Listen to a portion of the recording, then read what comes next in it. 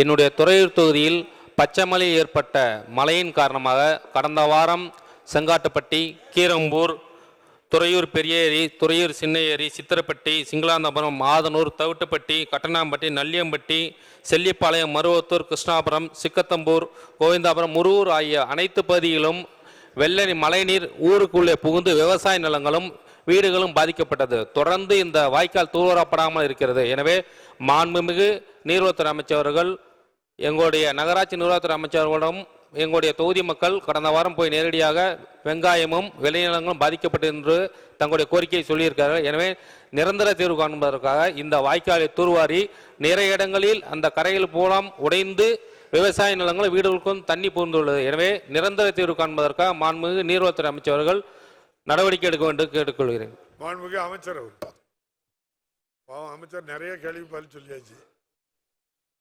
மாண்பு உறுப்பினர்கள் சொன்ன கோரிக்கையெல்லாம் நிறைவேற்ற தங்கந்த அரசு தான் எனக்கு அதிக நிதி ஒதுக்க வேண்டும் உட்கார்ந்து கேட்டிருக்கிறார். நல்ல கனி உள்ள ஒரு நிதி அமைச்சர்.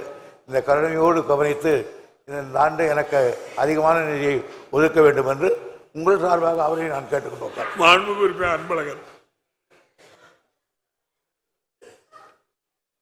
பேரவைத் தலைவர் அவர்களே, தருமபுரி மாவட்டம் பாலக்கோடு சட்டமன்ற தொகுதியில் அமைந்திருக்கின்ற சின்னார் அணையில் இருந்து அணை நிரம்பி வரக்கூடிய உபரி நீருக்கு இடையிலே மாரண்டல்லி அணைக்கட்டு இருக்கிறது. அந்த அணைக்கட்டிலிருந்து 420 கனஅடி தண்ணீர் மட்டும் செல்லக்கூடிய கால்வாயாக செங்கன் பஸ்லாவ் ஏரிக்கு செல்கிறது. அந்த செங்கன் பஸ்லாவ் ஏரியிலிருந்து கொண்டசாமநல்லி ஏரி வரை 14 ஏரிகளுக்கு செல்லக்கூடிய வாய்ப்பு. அதே போல பாப்பார்பட்டி ஏரி வரை, புலிகரை ஏரி வரை என்று கிட்டத்தட்ட 100 ஏரிக்கு பக்கமாக தண்ணீர் செல்லக்கூடிய நிலையிலே சின்னார் அணையினுடைய அணை நிரம்பி வரக்கூடிய உபரி நீரானது இந்த அணைக்கட்டை தாண்டினால் நேராக ஒகேனக்கலுக்கு தான் செல்லு அடைகிறது.